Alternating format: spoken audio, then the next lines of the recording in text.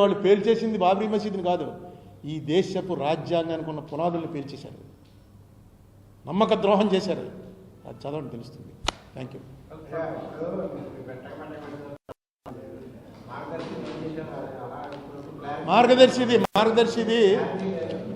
మార్గదర్శిది ఆయన చనిపోయారు కాబట్టి క్రిమినల్ కేసుని ఎబేట్ చేస్తున్నామని తెలంగాణ హైకోర్టు వారు ఇచ్చారు. ఎందుకు ఇచ్చారంటే ఆ జడ్జిమెంట్లో ఏం రాశారంటే 2 రాష్ట్ర ప్రభుత్వాలు ప్రాసిక్యూట్ చేయడానికి అంగీకరించట్లేదు, ఆయన కుటుంబ సభ్యులు అందరూ కలిసే వ్యాపారం చేశారని ఇంత క్లియర్గా సాక్ష్యం ఉన్నప్పటికీ 2 రాష్ట్ర ప్రభుత్వాలు కూడా మేము ప్రాసిక్యూట్ చేయమంటున్నాయి. ఈ పరిస్థితుల్లో అసలు మనిషి చనిపోయాడు కాబట్టి మేము ఎబేట్ చేస్తున్నాం అన్నారు. రిజర్వ్ బ్యాంక్ వాళ్ళు గట్టిగా అబ్జెక్ట్ చేశారు. వాళ్ళు వేస్తారేమో అని చూశాను, టైం అయిపోయింది, వాళ్ళు వేయలేదు. ఈ మధ్యనే సీఎం చంద్రబాబు నాయుడు గారికి, రేవంత్ రెడ్డి గారికి, గవర్నర్ రిజర్వ్ బ్యాంక్కి ముగ్గురికి ఉత్తరాలు రాశాను. ఇది చాలా బ్యాడ్ ప్రెసిడెంట్ చరిత్రలో లిఖించబడుతుంది. ఈ కేసుని ప్రెసిడెంట్గా తీసుకుని చనిపోయినటువంటి వారి కుటుంబం చేసినటువంటి ఆర్థిక నేరాలన్నింటినీ కూడా same Ramoji Rao versus Andhra Pradesh case ప్రకారం మాది కూడా కేసు కొట్టేయండి అని కొట్టించేసుకునే ప్రమాదాలు వస్తాయి. అందుకని మీరు విచారణ జరిపించండి. ఆయన చనిపోతే ఆయన కుటుంబ కొడుకు వచ్చి వేశాడు, ఆయన నేనే ఇక్కడి నుంచి కర్తనని, అది కొనసాగించండి అని చెప్పి రాశాను. దాని మీద ఏమన్నా రిప్లై వస్తుందేమో చూస్తాను. మా రమేష్ ఆల్రెడీ దాని కాపీ మా రమేష్ కూడా పంపాను, అల్లంకి రమేష్ మా అడ్వకేట్కి దాని కాపీ పంపాను. ఆయన కూడా కరెక్ట్ ప్రొసీజర్ చేశారు మీరు అని చెప్పాడు. ఉత్తరాలు రిలీజ్ చేస్తాను, మళ్ళీ దానికి ఉత్తరం రిలీజ్ చేయడానికి ఏముంది పెద్ద, చేయమంటే మీకు కావాలంటే పంపిస్తాను.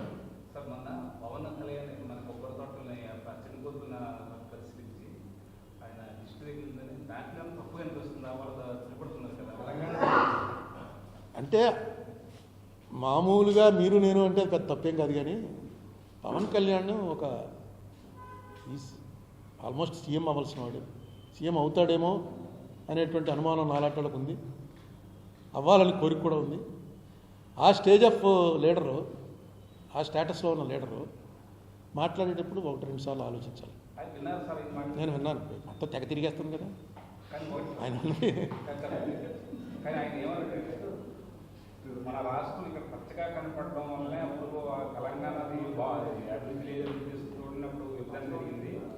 ఆ నేపథ్యంలో చూస్తుంది ఒకటండి, అప్పుడు విభజన కూడా నిజంగా ఈ రాజకీయ నాయకులు, సినిమా యాక్టర్లు వీళ్ళందరూ ఇక్కడ సమస్యని ఒక్కసారి కూడా ఎప్పుడు చెప్పలేదు. ఏంటి ఇక్కడ తిండి కూడా లేని వాళ్ళు ఉన్నారని, ఇప్పుడు కూడా 1,00,000 మంది తినలేని ప్రజలు ఈ ప్రాంతాల గోదావరి జిల్లాలో కూడా ఉన్నారనేది. మీకు ముంగండిలో ఒక బ్రాహ్మణ కుటుంబంలో ఒక ఆవిడ ఆత్మహత్య తీసుకుంది.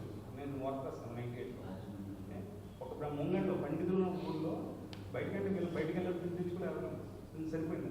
నేను రాస్తాను ఈ విషయాలు ఎవరికి తెలియదు. తెలియకుండా అప్పుడే ఈ సినిమా యాక్టర్లు ఒకళ్ళు వీళ్ళు రాజకీయాలు ఊళ్ళో పెద్ద నాయకులు కాడికి వెళ్ళిపోయి అక్కడ ఉంటాం. ఇదంతా అభివృద్ధి చెందిపోయింది, అభివృద్ధి చెంది అనుకుంటుంటే మన వాళ్ళకి ప్రజలకి తెలంగాణకు తెలియక అవన్నీ రాళ్ళు రప్పలనుకుంటారండి. అక్కడ నీరు ఉందని, వరి పంటల్లో కరీంనగర్ ఇవన్నీ కూడా నెంబర్ 1గా ఉంటాయని కూడా నిన్నే చెప్తున్నాడుగా రేవంత్ రెడ్డి. ఇండియాలో నెంబర్ 1 వచ్చింది వరిలో, తెలంగాణ నెంబర్ 1 వచ్చింది. నేను రాత్రి న్యూస్లో విన్నాను ఆయన స్పీచ్. నెంబర్ 1 ఈవేళ ఇండియాలో నెంబర్ 1 తెలంగాణ. ఏదైనా కాంగ్రెస్ టైంలో జరిగినవేనండి. అయితే మీరు చెప్పింది నేను అనేక సార్లు చెప్పాను, మీరు వినలేదు. నేను అనేక సార్లు స్టాటిస్టిక్స్తో సహా చెప్పాను. ఆంధ్ర తెలంగాణ ఈక్వల్గానే డెవలప్ అయ్యాయి. వాటర్ విషయంలో మాత్రం ఇప్పుడు వాటర్ ఎందుకు వాడుకోగలుగుతున్నారంటే ఫ్రీ కరెంట్ కాబట్టి, లేకపోతే ఎప్పుడు కూడా అగ్రికల్చరల్గా ఆంధ్రాకి డౌన్ కాబట్టి వచ్చి నీళ్ళు పడిపోతుంటాయి మనకి, వాళ్ళు తోడుకోవాలి. ఆ డిఫరెన్స్ ఎప్పుడు ఉంది, వాళ్ళకి ఆ ఇబ్బంది ఎప్పుడు ఉంది. ఇప్పుడు తోడేసుకుంటున్నారు ఎందుకంటే ఫ్రీ కరెంట్ గవర్నమెంటే భరిస్తుంది కాబట్టి. కానీ ఎకనామిక్స్ చూసుకుంటే అది కూడా తప్పేవాళ్ళు, అక్కడ ఇండస్ట్రియల్గానే డెవలప్ అవ్వాలి.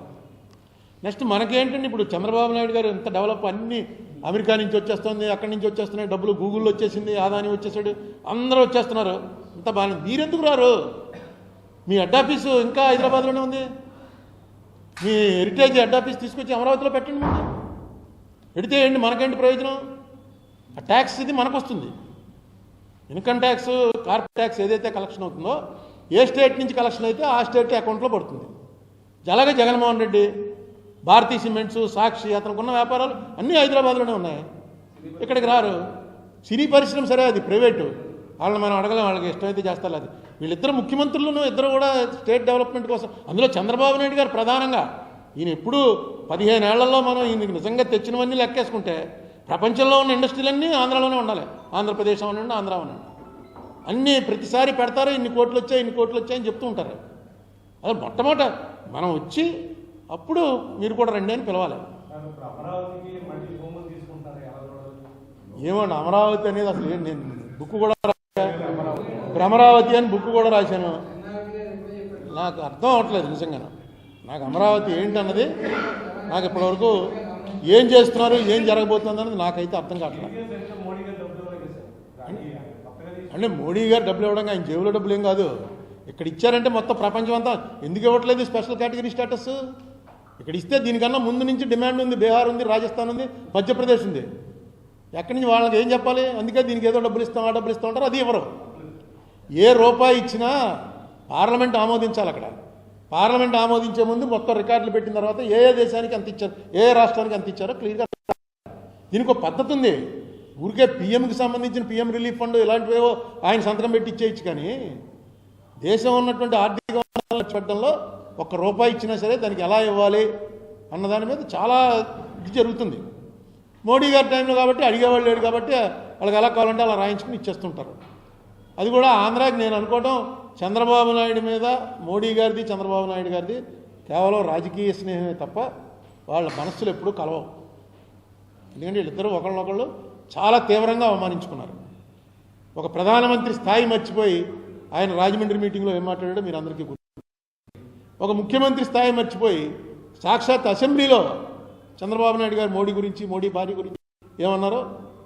అందుకని వీళ్ళది వేళ అవసరం. ఈవేళ జగన్ కొట్టాలంటే కలవాలనుకున్నారు, కలిశారు, కొట్టారు. ఇది ఎంతకాలం కొనసాగుతుంది అన్నది చూడాలి. అంతే తప్ప మోడీ గారు ఏదో ప్రత్యేక సాయం చంద్రబాబు మీద ప్రేమ కొద్దీ చేయరు.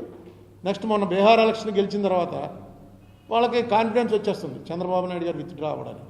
లేకపోతే కొంచెం వాజ్పేయి టైంలో కొంత ఉండేది ఏంటంటే చంద్రబాబు తప్పుకుంటే ఏమవుతుంది గవర్నమెంట్ అని. ఇప్పుడు ఆ లెక్క కూడా లేదు.